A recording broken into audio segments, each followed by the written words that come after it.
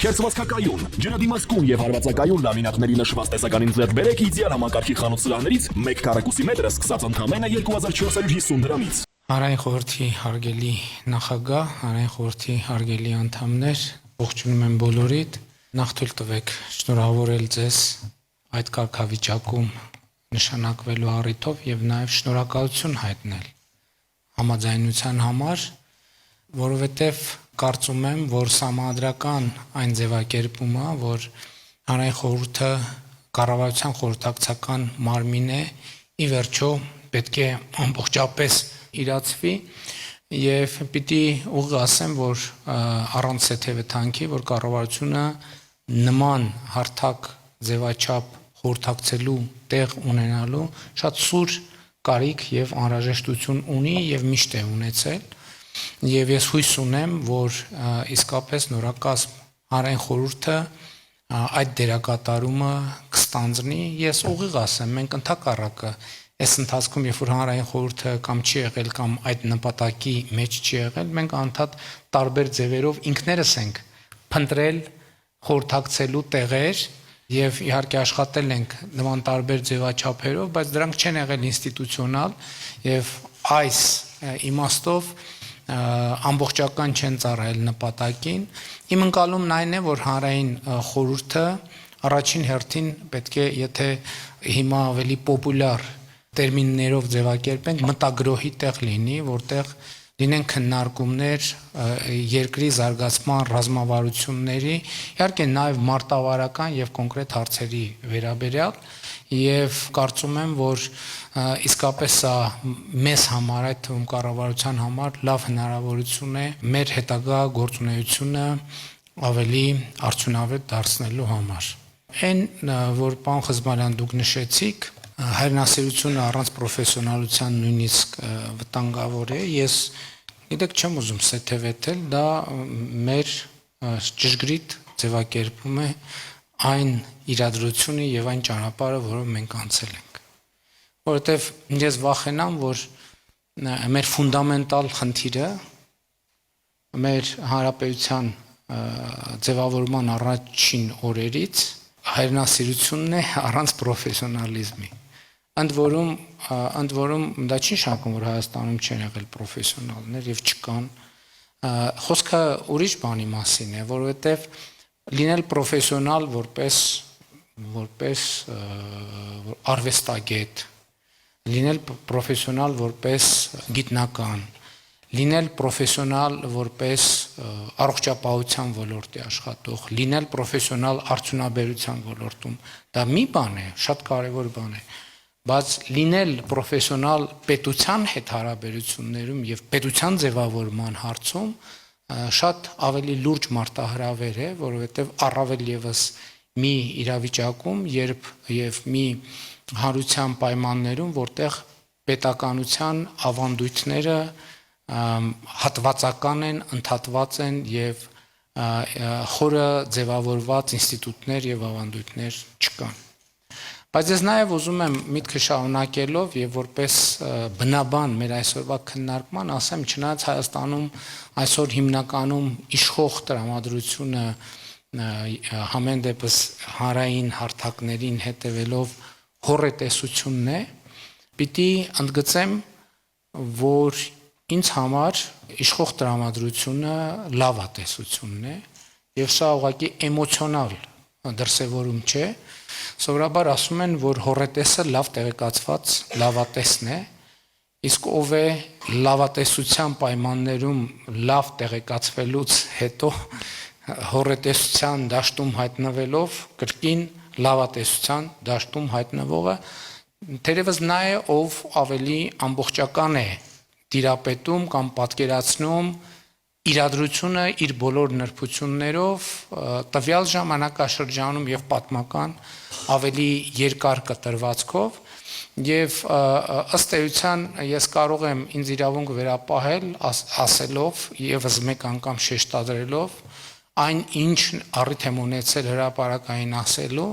որ Հայաստանի Հանրապետության ապագայի վերաբերյալ ես այսօր շատ ավելի լավատես եմ, քան եղել եմ 2018 կամ 2019, առավել ևս 2020 կամ 2021 թվականին։ Իսկ ինչն է փոխվել այս ընթացքում։ Իմ ընկալման եւ իմ դիտանկյունից փոխվել է հետեւյալը, որ իմ կարծիքով կառավարությունը ունի նախագիծ, որը շատ կոնկրետ է։ Եվ ես կուզենայի, որ մենք այս նախագծի արկայությունը չդերագնահատենք նաև այն տրամաբանությամբ, որ դա նախագիծ է, որի շեշտը դրված է մեր, այլ ոչ թե ուրիշների անելիքների դաշտում։ Մեր եւ ոչ թե ուրիշների կողմից կայացվող կամ չկայացվող որոշումների դաշտում եւ իմ գնահատմամբ լավագույն կամ առանցքային փոփոխությունը, որ տեղի ունեցել կառավարության աշխարհընկալման եւ պետական համակարգի աշխարհընկալման մեջ, հենց սա է, եւ ես փորձեցի այս մասին խոսել ազգային ժողովում իմ ունեցած վերջին երկու ելույթների ժամանակ եւ հիմա հատկապես հանրային խորհրդում ուզում եմ ընդգծել սա եւ լավատեսությունը բխում է նրանից, երբ որ կա սեղանի վրա նախագիծ եւ այդ նախագծի իրագործումը 90 եւ ավելի տոկոսով կախված է մեզանից, բացարձակապես մեզանից եւ այն որոշումներից, որոնք կայացնենք մենք որպես հանրություն, որպես պետություն, որպես ժողովուրդ եւ կարծում եմ, որ սա ամենակարևոր նորությունն է իմ դիտանկյունից, որը ես ցանկանում եմ ձեզ հետ կիսել։ Իհարկե լավատեսությունը չի նշանակում երաշխիք։ Սա հաջորդ կարևոր արձանագրումն է։ Ես վերջին շրջանում անընդհատ տարբեր առիթներով, երբ որ խոսում եմ ապագայի նախագծի վերաբերյալ, ասում եմ, որ այդ նախագծի կարևորագույն առանձնահատկություններից մեկն այն է, որ ինքը չի երաշխավորված չի։ Եվ սա հաջորդ կարևոր առանձնահատկությունն է, այդ նախագիծը ենթադրում է աշխատանք, այդ նախագիծը ենթադրում է քննարկումներ, որոշումներ, այդ թվում հանրության հետ շատ ակտիվ աշխատանք,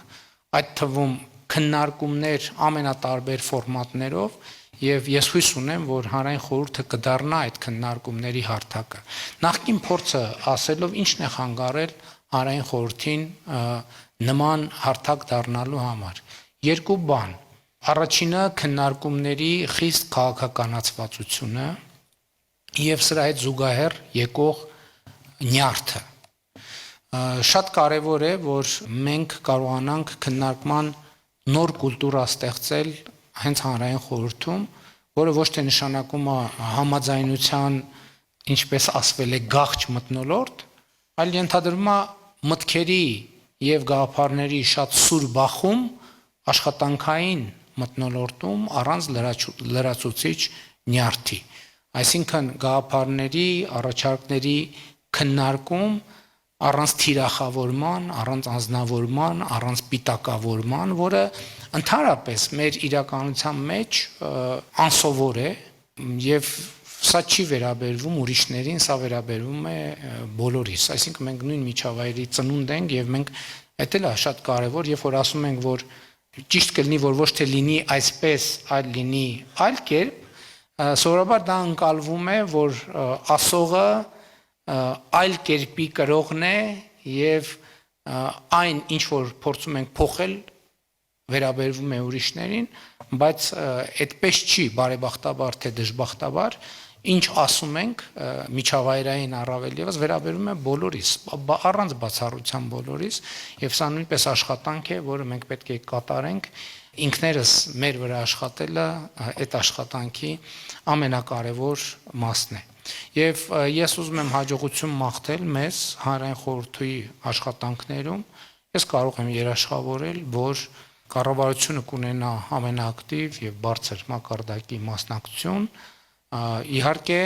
այն ըմբռնմամբ, որ հանրային խորհուրդը նոր ձևավորված կլինի հենց այսպիսի հարթակ,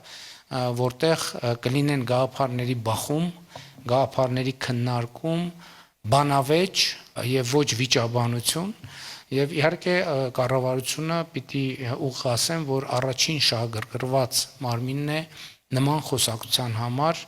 եւ ուզում եմ ամփոփելով եւս մեկ անգամ շնորհակալություն հայտնել ձեզ նման պատրաստակամության համար, որովհետեւ այս պայմաններում հասկանալի է, որ հեշտ որոշում չէ համաձայնվել լինել հանրային խորհրդի անդամ, մենք բոլորս դա գիտակցում ենք եւ առավել եւս այս պայմաններում ձեր համաձայնությունը կրկնակի երակի գնահատանքի արժանի է եւ ես արտահայտում եմ այդ գնահատանքը եւ իմ հարգանքների հավաստիքը։ Շնորհակալ եմ։